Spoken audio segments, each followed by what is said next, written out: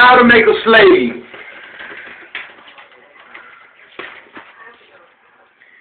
Let's make a slave, Willie Lynch said. It was the interest and business of slaveholders to study human nature, and the slave nature in particular, with a view to practical results. I and many of them attained astonishing proficiencies in this direction, Willie Lynch said. They had to deal not with earth, wood, and stone, but with men, and by every regard they had for their own safety and prosperity, they needed to know the material on which they were to work, which were niggers, which were human beings.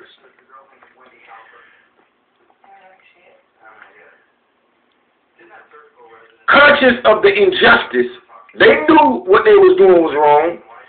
Conscious of the injustice and wrong, they were every hour perpetuating and knowing what they themselves would do.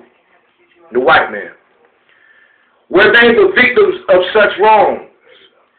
They were constantly looking for the first signs of dreaded retribution.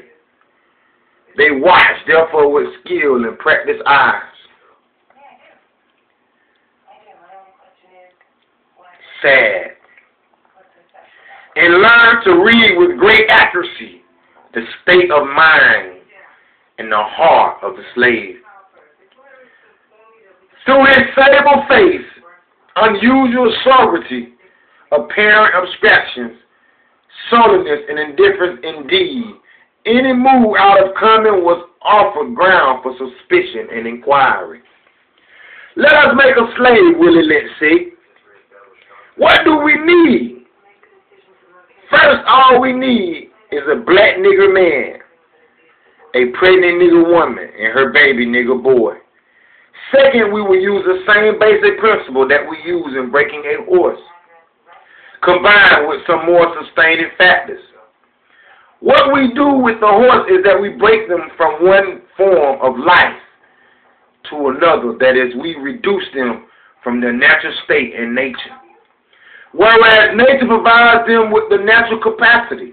Whereas nature provides man, a black man, or a black woman, with the natural capacity to provide for their kids or their offspring. We break that natural spring of independence from them and thereby create a dependency status so that we will be able to get from them useful production for our business and nature and pleasure. Cardinal principles for making a Negro.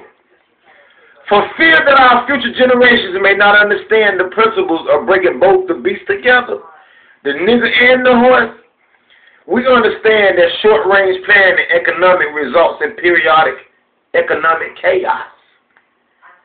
So that to avoid turmoil in the economy, it requires us to have breadth and depth in long-range comprehensive planning and thinking, articulating both skill, sharp perception. We lay down the following principles for long-range comprehensive economic planning. Both horse and niggers is no good to the economy in the wild or natural state. Both must be broken and tied together for orderly production. For orderly future, special and particular attention must be paid to the female and the youngest offspring. Both must be crossbred to produce a variety in division of labor. Both must be taught to respond to a particular new language. Psychological and physical instructions of containment must be created for both. We hold the 6 cardinal principles as true to be self-evident. Based upon the following, the discourse concerning the economics of breaking and trying the horse and the nigger together, all inclusive of 6 principles laid down about. Listen to this note. Neither principle alone was sufficient for good economics. All principles must be employed for orderly good of the nation. Accordingly, both a wild horse and a wild or a nature nigger and is dangerous even if captured. For they will have the tendency to seek their customary freedom, and in doing so might kill you in your sleep. You cannot rest, Willie Lynch said to the white man. They sleep while you are awake, and while you white men are awake, they are asleep. They are dangerous near the family house, and it requires too much labor to watch them away from the house. Above all, you cannot get them to work in this natural state. Hence, both the horse and the nigger must be broken. That is, breaking them from one form of mental life to another. One form of mental life to another. Keep the body, take the mind. In other words, break the will to resist, Willie Lynch said. Now the breaking process is the same for both the horse and the nigger, only slightly varying in degrees. But as we said before, there is an art in long-range economic planning. You must keep your eye and thoughts on the female and the offspring of the horse and the nigger. A brief discourse in offspring development will shed light on the key to sound economic principles in building this country, America.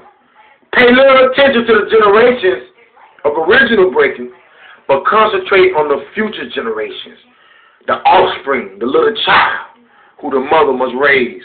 Therefore, if you break the female mother, she will break the offspring in its early years of development.